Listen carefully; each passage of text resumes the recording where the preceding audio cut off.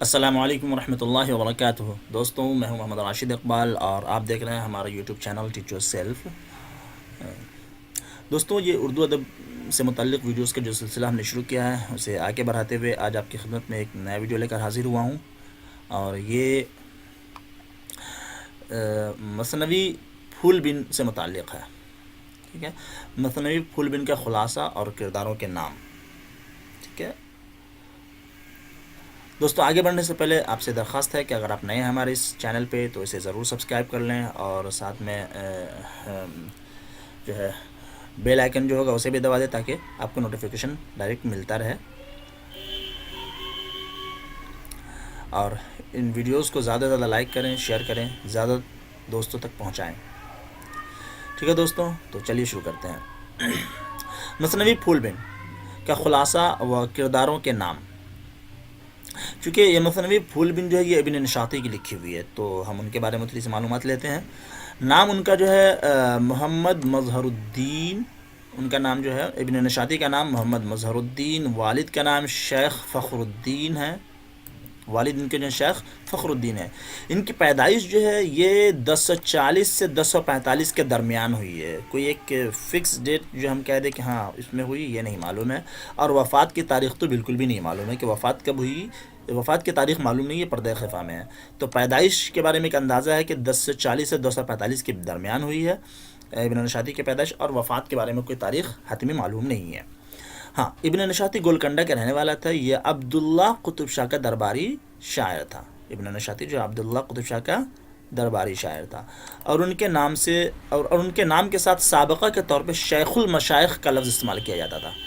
سابقہ ان کے نام سے پہلے جو لگایا تھا شیخ المشائخ ابن نشاطی، شیخ المشائخ محمد مظہر الدین ابن نشاطی، تو اس طریقے سے شیخ المشائخ کا لفظ استعمال کیا جاتا تھا ان کے نام سے پہلے۔ تو ابن نشاطی گولکنڈہ کا رہنے والا تھا، یعنی گولکنڈہ کا کے بادشاہ کے شاعر ہے یہ۔ ٹھیک ہے، اور یہ عبداللہ قطب شاہ کا درباری شاعر تھا۔ ان کو نظم و نثر دونوں پر مہارت حاصل تھی، اور پھول بن ان کی مشہور مثنوی ہے۔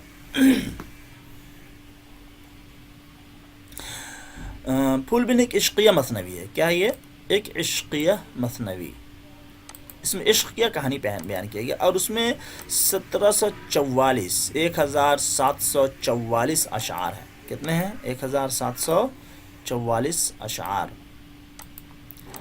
گوپی چند نارنگ کے مطابق پھول بن جو ہے یہ اصل کہانی نہیں ہے، اصل مثنوی نہیں ہے، دراصل یہ جو ہے کسی دوسرے قصے سے ماخوذ ہے۔ تو گوپی چند نارنگ کے مطابق یہ پھول بن احمد حسن دبیر عیدروسی کے فارسی قصے بساتین الانس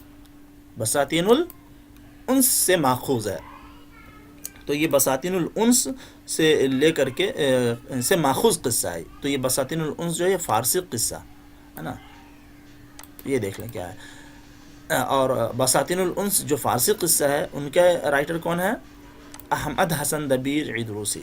تو احمد حسن دبیر عیدروسی کے فارسی قصے بساتین الانس سے یہ ماخوذ ہے پھول بن۔ یہ گوپی چند نارنگ کا خیال ہے۔ پھول بن کا سن تصنیف جو ہے 1066 مطابق 1655 عیسوی ہے، یعنی 1655 میں یہ لکھا گیا۔ پھول بن میں 39 صنعتیں استعمال کی گئی ہیں۔ ٹھیک ہے، کتنی صنعتیں استعمال کی گئی ہیں؟ 39 صنعتیں۔ یہی سب چیزیں پوچھ لیتے ہیں۔ 39 صنعتیں استعمال کی گئی ہیں۔ ٹھیک ہے، تو 1040-45 کے درمیان ان کی پیدائش ہوئی ہے۔ گولکنڈہ کے رہنے والے تھے، عبداللہ قطب شاہ کے درباری شاعر تھے، شیخ المشائخ ان کے نام کے ساتھ استعمال کیا جاتا تھا۔ پھول بن جو ہے عشق مثنوی ہے، 1744 اس کے اندر اشعار ہیں، اور گوپی چند نارنگ کے مطابق بساتین الانس سے یہ ماخوذ ہے۔ اس سے بساتین الانس سے یہ ماخوذ ہے۔ پھول بن کی سن تصنیف 1655 ہے، ان میں 39 صنعتیں استعمال کی گئی ہیں۔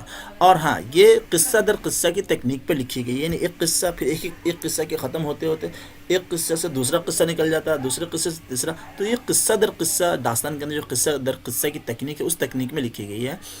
ٹھیک ہے، اور یہ اس تکنیک کے اعتبار سے اور یہ قصے کے ترتیب کے لحاظ سے الف لیلا سے کافی مشابہ ہے۔ الف لیلا بھی قصہ در قصہ کی تکنیک میں لکھا گیا، تو یہ الف لیلا سے کافی مشابہ ہے۔ ہاں، اسی طریقے سے پھول بن کے جواب میں نیا درپن نام کا بھی ایک کہانی لکھا گیا، ٹھیک ہے. تو سید احمد خاں ہنر نے پھول بن کے جواب میں نیا درپن لکھا تھا. نیا درپن لکھا تھا. کس نے لکھا تھا؟ سید احمد خاں ہنر نے، ان کا نام ہے. اور یہ پھول بن کے جواب میں لکھا گیا تھا. تو پھول بن کے جواب میں بھی ایک مثنوی نیا درپن لکھا گیا. پھول بن میں تین مرکزی قصے اور 3 تعارفی قصے ہیں. تو کل 6 قصے اس کے اندر، ٹوٹل 6 قصے ہیں. 3 اہم ہیں، مرکزی ہیں، اور 3 جو ہیں تعارفی ہیں. پھول بن مثنوی پھول بن کے کردار دیکھ لیں کیا کیا ہے. کنچن پٹن کا بادشاہ. کنچن کے معنی آتے ہیں سونا کے. تو یہ کنچن پٹن کا بادشاہ یہ ایک درویش کو خواب میں دیکھتا ہے. کنچن پٹن کا بادشاہ یہ جو ہے یہ ایک درویش کو خواب میں دیکھتا ہے، اور یہیں سے قصے کا آغاز ہوتا ہے. درویش کون ہوتا ہے؟ یہ ملک خراسان کے پردھان کا بیٹا جو ہوتا ہے یہ درویش ہوتا ہے. کشمیر کا بادشاہ جس کے دربار میں مالی ایک ایسا گل لاتا ہے جس پہ کالا بلبل عاشق ہوتا ہے. یہ ہے یہ بادشاہ ہے کشمیر کا بادشاہ. بلبل کون ہوتا ہے؟ یہ ختن کے سوداگر کا بیٹا ہوتا ہے. گل گجرات کے عابد و زاہد کی بیٹی ہے جس کے بدعا سے دونوں گل و بلبل بن جاتے ہیں. یہ بلبل جو ہے یہ ختن کے سوداگر کا بیٹا ہوتا ہے، اور یہ گل جو ہے گجرات کے ایک عابد و زاہد ہوتے ہیں، ان کی بیٹی ہوتی ہے. یہ دونوں محبت کرتے ہوتے ہیں اور یہ بھاگ جاتے ہیں. تو یہ عابد کی بددعا کی وجہ سے یہ دونوں گل اور بلبل بن جاتے ہیں. اور کشمیر کے بادشاہ کے باغ میں رہتے ہیں. اس کا مالی دیکھتا ہے کہ ایک گل ہے اور بلبل اس پہ بہت فریفتہ ہے. تو یہی قصہ جو ہے بادشاہ سے بیان کرتا ہے. اسی طرح سے ایک کردار ہے جوگی. یہ بادشاہ کو نقل روح کا منتر سکھاتا ہے کہ روح کو کیسے منتقل کیا جا سکتا ہے. اپنے روح کو انسان سے نکال کر کے پرندے میں بنا دے تو آپ پرندے بن جائیں گے. تو یہ نقل روح کا منتر سکھاتا ہے جوگی. رانی ستونتی یہ پاک دامنی مشہور ہے. وہ جو بادشاہ ہوتا ہے بادشاہ کی بیوی ہے. اسی طریقے سے سمنبر یہ ملک عجم کے بادشاہ کی بیٹی اور ہمایوں فال کی محبوبہ ہے. ٹھیک ہے، یہ سمنبر ایک کردار ہے جو ملک عجم کے بادشاہ کی بیٹی ہے اور ہمایوں فال کی محبوبہ ہے. ہمایوں فال کون ہے؟ ہمایوں فال مصر کا شہزادہ ہے اور سمنبر کا عاشق ہے. ٹھیک ہے. ملک آرا یہ پرستان کی رانی ہے، پریوں کی رانی ہے. یہ ملک آرا جو ہے یہ پری ہے اور یہ پرستان کی رانی ہے. دید بانو یہ پری ہے اور ملک آرا کی خادمہ ہے. ٹھیک ہے. اور بادشاہ کا وزیر بھی ایک کردار ہے. جو بادشاہ ہے ستونتی جس کی بیوی ہے تو اس کا ایک وزیر بھی ہے. جوگی کا تو نام آیا ہے لیکن ایک کردار اس کے اندر کیا ہے؟ بادشاہ کا وزیر بھی ایک کردار ہے جو چال بازی سے نقل روح کا منتر سیکھ کر بادشاہ کو ہرنی پھر طوطا بنا دیتا ہے اور اس کے جگہ وزیر خود بادشاہ بن جاتا ہے. ٹھیک ہے. تو یہ بادشاہ کا ایک وزیر جو ہے یہ بھی ایک کردار ہے. ٹھیک ہے. تو یہ سارے چونکہ اس میں کئی سارے قصے ہیں تو ہم نے کردار کا نام یہاں پہ ذکر کر دیا ہے. اور اب پھول بن کے قصے کا خلاصہ بیان کرتے ہیں تو شاید یہ چیزیں آپ کو اور آسانی سے سمجھ میں آ جائیں. دیکھیے خلاصہ کیا ہے اس کا. کہہ رہے کنچن پٹن کا ایک بادشاہ ایک بار خواب میں ایک درویش کو دیکھتا ہے. کنچن پٹن جیسا کہ اس کے نام سے کنچن کا معنی ہوتا ہے کہ کنچن کا معنی آتا ہے سونا. تو سونے کا شہر ہے نا کہہ سکتے ہیں اس کو. تو کنچن پٹن کا بادشاہ ایک بار خواب میں درویش کو دیکھتا ہے جو ایسے شہر میں رہتا ہے جس میں ہر چیز سونے کی ہے. اسی لیے اس کا نام کنچن پٹن تھا. ہر چیز سونے کی ہے، بہت خوبصورت شہر ہے. وہ درویش بادشاہ کو اپنے باپ خواب میں دیکھتا ہے اور وہ درویش جو ہے بادشاہ کو ایک قصہ سناتا ہے. وہ درویش کنچن پٹن کا بادشاہ ایک بار خواب میں جو ایک درویش کو دیکھتا ہے تو وہ درویش بادشاہ کو اپنے باپ ملک خراسان کے پردھان سے کشمیر کے ایک بادشاہ کا قصہ سناتا ہے. کیا سناتا ہے؟ درویش جو ہے بادشاہ کو اپنے باپ ملک خراسان کے پردھان سے سنا ہوا ایک کشمیر کے ایک بادشاہ کا قصہ سناتا ہے. اب اس کشمیر کے بادشاہ کا قصہ ہے وہ اصل قصہ ہے یہاں پہ جس کے دربار میں ایک ایسا گل پیش کیا جاتا ہے جس پر ایک بلبل کالا بلبل عاشق ہوتا ہے. ٹھیک ہے. اب یہ بتایا تھا میں نے کہ گل کیا ہے اور بلبل کیا ہے. تو گل جو ہے بلبل جو ہے ایک گل جو ہے گجرات کے ایک عابد زاہد کی بیٹی ہے اور بلبل جو ہے یہ ختن کے سوداگر کا بیٹا ہے. ٹھیک ہے. تو یہ ان دونوں کے عشق کا قصہ بیان کرتا ہے. بالآخر کشمیر کا بادشاہ جو ہوتا ہے اس بلبل کو اپنی انگوٹھی اور آیت الکرسی کی مدد سے انسان کی شکل میں لے آتا ہے، تو وہ دونوں انسان بن جاتے ہیں اور رہنے لگتے ہیں۔ تو ایک قصہ مختصراً یہ ہے۔ پھر وہ سوداگر کا بیٹا جو بلبل تھا اور بادشاہ نے اسے انگوٹھی کی مدد سے اور آیت الکرسی کی مدد سے انسان بنایا، وہ سوداگر کا بیٹا بھی کشمیر کے بادشاہ کے سامنے چین کے ایک بادشاہ کا قصہ سناتا ہے۔ تو یہ دوسرا اہم قصہ ہو گیا، دوسرا جو ہے مرکزی قصہ ہو گیا، سناتا ہے۔ اب اس قصے کے اندر کیا ہے، جس میں ایک جوگی بادشاہ کو نقل روح کا منتر سکھاتا ہے۔ ایک جوگی ہوتا ہے، وہ چین کے بادشاہ کو جو ہے نقل روح کو منتقل کرنے کا منتر سکھاتا ہے۔ اسی بادشاہ کا ایک وزیر ہوتا ہے جو چال بازی سے اس منتر کو سیکھ کر جاتا ہے اور سیکھ کر کے بادشاہ بن جاتا ہے، اور بادشاہ کو جو ہے کیا نام ہے وہ یہ بنا دیتا ہے، ہرنی بنا دیتا ہے، پھر اسے طوطا بنا دیتا ہے۔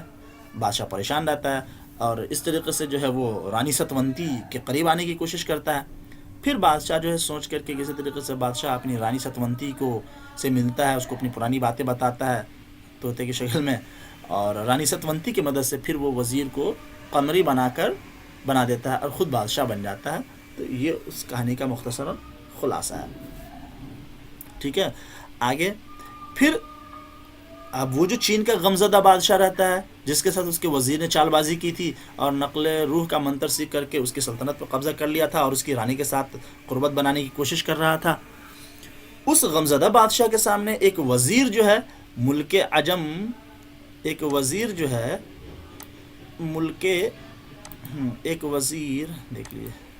ایک وزیر جو ہے ملک عجم کے بادشاہ کی بیٹی سمنبر اور مصر کے شہزادے ہمایوں فال کی محبت کا داستان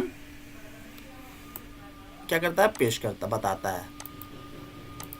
اب اس غمزدہ بادشاہ کے سامنے ایک وزیر جو ہے ملک عجم کے بادشاہ کی بیٹی سمنبر اور مصر کے شہزادے ہمایوں فال کی داستان محبت بیان کرتا ہے۔ یہ اس کا تیسرا مرکزی قصہ ہو گیا۔ یہ دونوں گھر سے بھاگ جاتے ہیں، محبت کرتے ہوتے ہیں، بھاگ جاتے ہیں، اور بھاگ کر کے ملک سندھ جو کہ ہند ہے، ملک سندھ میں گنگا کے کنارے ایک محل بیت العاشقین میں رہنے لگتے ہیں، بیت العاشقین میں رہنے لگتے ہیں۔ پھر کیا ہوتا ہے، پھر آگے چل کر کے وہ شہر سندھ کا جو بادشاہ ہوتا ہے وہ سمنبر پہ عاشق ہو جاتا ہے،